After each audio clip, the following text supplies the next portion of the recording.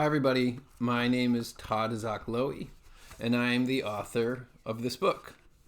It's called We Are Power, How Nonviolent Activism Changes the World. And I'm going to read from it. I'm going to read the introduction, and then in other videos I will read the first two chapters separately. I'll stop from time to time perhaps to talk a little bit, give some background. Never done this before. Should be interesting. Introduction. Rethinking history, who makes it, and how. When we think about the history of the United States since the start of the 20th century, a range of events come to mind. World War I, the Great Depression, World War II, the Korean War, the Vietnam War, the assassination of John F. Kennedy, the assassination of Martin Luther King, the moon landing, the invention of the internet, 9/11, the war in Afghanistan, the Iraq War. So you can see here also that list is like this. What does this list tell us? Well, almost half of it is wars, which maybe shouldn't come as a surprise. We're often taught that history revolves around wars because wars decisively change the path of history. In a war, power belongs to the politicians who declare war and to the generals who wage the battles. In the 20th century alone, 187 million people died in wars around the world as armies clashed again and again. But what about the other events here? A couple relate to technology and innovation. Almost all of the rest involve civilians claiming power for themselves, and doing so violently by taking the lives of others through assassinations or terrorism. Does that mean that history is mostly violence? If the answer is yes, then are you powerless to shape the future if you're not a politician or a general or someone willing to take someone else's life? There's a photograph on the previous page, which is of some soldiers. This is some soldiers in Iraq. The caption says, "Conventional Power. American Soldiers Battle Iraqi Insurgents in 2004. Here are two other major events from the same time period.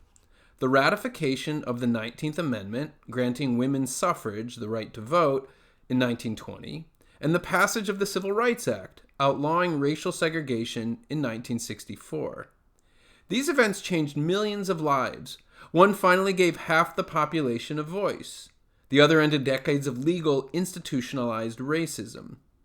History is more than wars and violence. In fact, history has often been forged through conflicts of a different sort, when huge numbers of people banded together to fight and sacrifice for their side without ever joining a conventional army or resorting to violence. Incredible individuals who were not politicians or generals led these movements. In the case of the 19th Amendment, the people who fought were mostly women. They had almost no official voice in the political process and no armed soldiers on their side, but eventually these women overpowered and eventually persuaded an American president and a majority of the country's male elected officials to back their cause. The people who fought for the Civil Rights Act were mostly African Americans. Discriminated against and marginalized by the very racism they opposed, these men and women were regularly denied the vote. Often they were violently attacked. But in the end, they convinced great numbers of white Americans and the white politicians who represented them to reject the racism that once ruled their lives.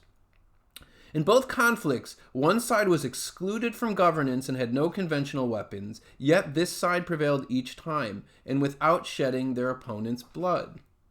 So what was the source of their remarkable power? Nonviolent activism. Alice Paul led the final push for the 19th Amendment. She was a Quaker woman with no access to the voting booth. Martin Luther King Jr. led the call for the Civil Rights Act. He was a Baptist minister who had held no public office and couldn't drink from the same water fountain as whites.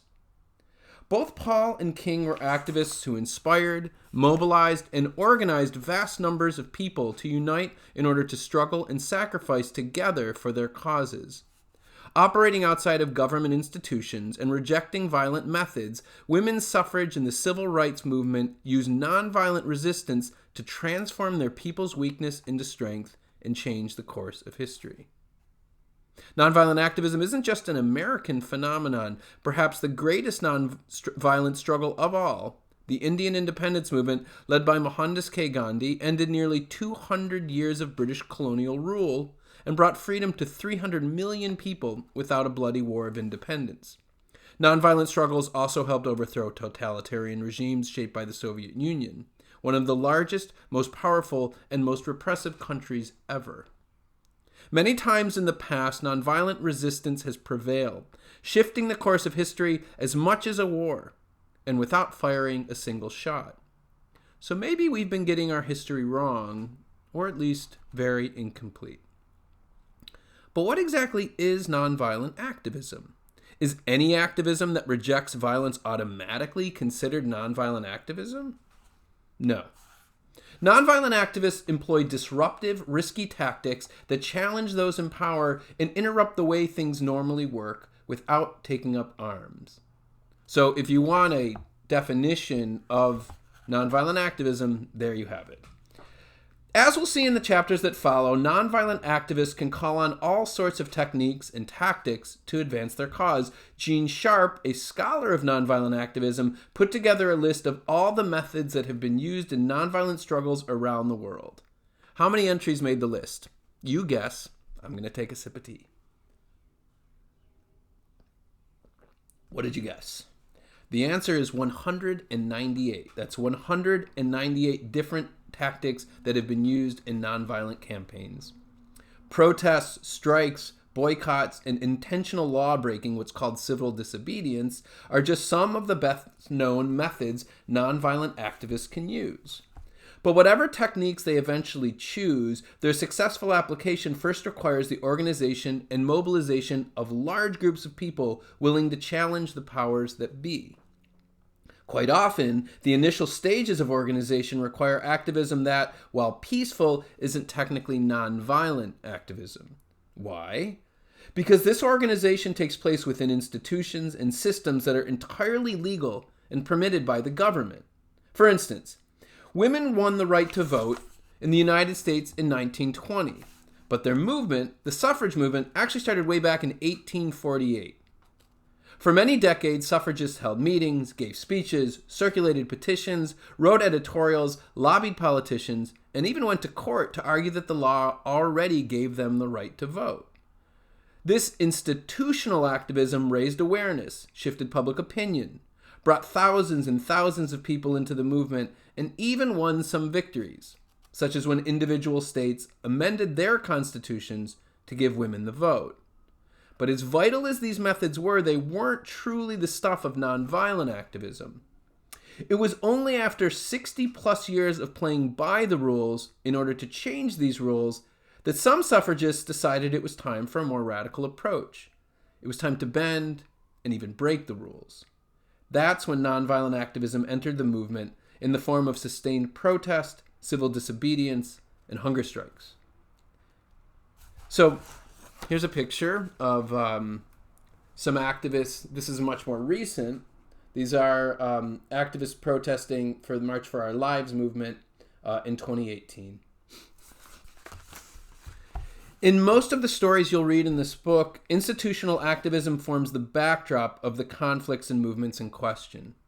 Gandhi was an activist lawyer before becoming a nonviolent activist willing to break the law.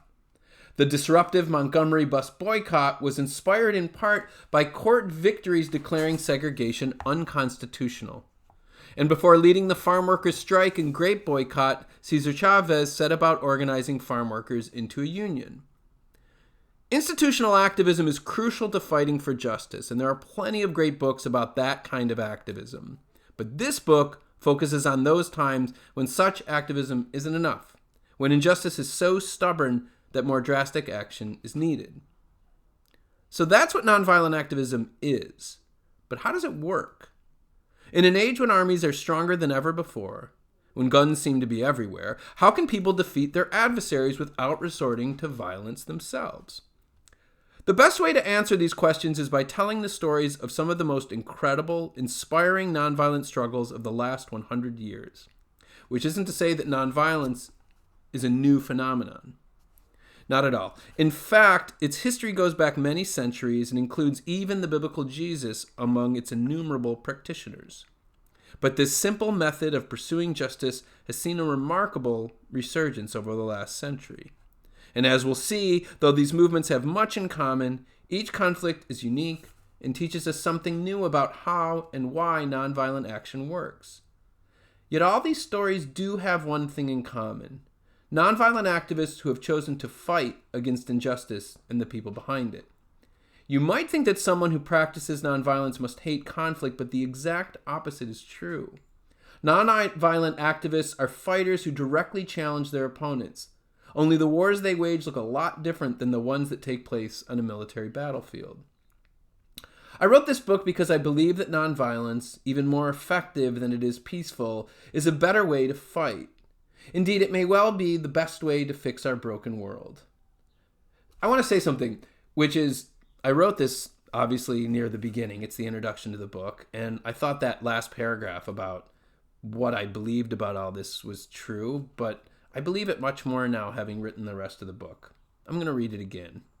I wrote this book because I believe that nonviolence, even more effective than it is peaceful, is a better way to fight.